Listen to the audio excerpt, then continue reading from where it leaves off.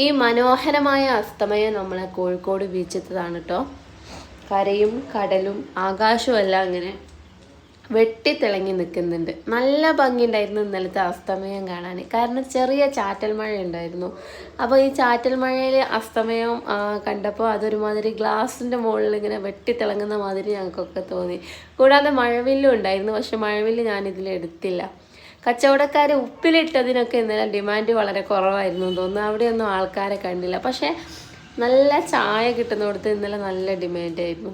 എത്ര നോക്കി നിന്നാലും ഈ അസ്തമയം നമുക്ക് വിട്ടു പോരാൻ തോന്നില്ല. എന്നാലും ഞാൻ ഇടയ്ക്കിടയ്ക്ക് ഇങ്ങനെ ഈ അസ്തമയത്തിൻ്റെ വീഡിയോ എടുത്തുകൊണ്ടേയിരുന്നു. മഴ ഉള്ളതുകൊണ്ട് തന്നെ ഐസ്ക്രീം ഭാഗങ്ങളിലൊക്കെ ആൾക്കാർ കുറവായിരുന്നു. പിന്നെ ഞങ്ങൾ നടന്ന് ഐ ലവ് കോഴിക്കോടിൻ്റെ എല്ലോടെ ഇങ്ങനെ പോയി. അവിടെ ഒരുപാട് പേര് ഫോട്ടോ എടുക്കുന്നുണ്ട്. ഈ കടൽ ബാക്ക്ഗ്രൗണ്ടിൽ ഈ ഐ ലവ് കോഴിക്കോട് എന്ന് എഴുതി വെക്കുന്നത് കാണാൻ നല്ല ഭംഗിയാണ്. പിന്നെ കുറേ ശില്പങ്ങളൊക്കെ ഉള്ളത് അതെല്ലാം ഞാനിങ്ങനെ വീഡിയോയിലെടുത്തു. നടന്നുകൊണ്ടാണ് ഇങ്ങനെ എല്ലാം വീഡിയോ എടുക്കുന്നത്. കയ്യിൽ കുഞ്ഞുള്ളതുകൊണ്ട് വീഡിയോയിൽ ചിലപ്പോൾ ഒരു ഷെയ്ക്കൊക്കെ കാണും. കാരണം അവൻ ക്യാമറ തട്ടിപ്പറിക്കാൻ നോക്കുന്നുണ്ട്. അപ്പം അതെല്ലാം തരണം ചെയ്തിട്ടെടുത്ത വീഡിയോ ആണ്. മിസ്റ്റേക്കുകൾ എന്തായാലും ഉണ്ടാവും. ഞാൻ തിരിഞ്ഞ് ക്യാമറ ബാക്കിലേക്ക് വെച്ച് മുന്നോട്ട് നോക്കി നടന്നിട്ടാണ് ഈ വീഡിയോ എല്ലാം എടുത്തത്. കാരണം ഈ അസ്തമയം എനിക്ക് ഫോണിൽ കിട്ടേണ്ടിയിരുന്നു. അതുകൊണ്ട് എന്തൊക്കെ കുടുങ്ങിയിട്ടുണ്ട് എന്നുള്ളത് പറയാനായിട്ട് കഴിഞ്ഞതുമില്ല. കച്ചവടക്കാർ കളിപ്പാട്ടത്തിൻ്റെ കച്ചവടം ഉള്ളിടത്തൊക്കെ ആൾക്കാർ കുറവാണ്. പിന്നെ ബലൂൺ വെക്കുന്ന കുറച്ച് കുട്ടികളെ കണ്ടു.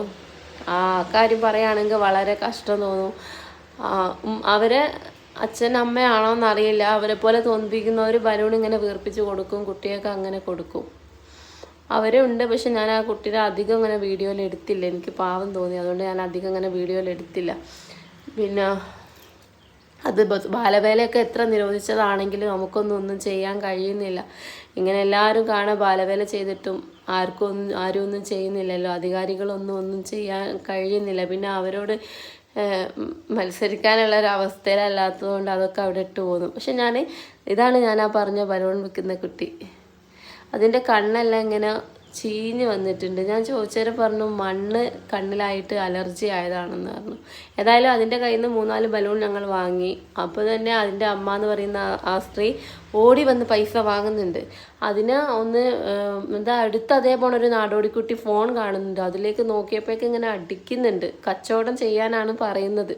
കച്ചവടം അടിക്കുകയാണ് ചെയ്യുന്നത്. അതൊക്കെ ഒന്നും ഞാനിതിലെടുത്തില്ല. കാരണം എൻ്റെ ഫോണിലെടുത്തു, പക്ഷേ ഇതിലിട്ടില്ല.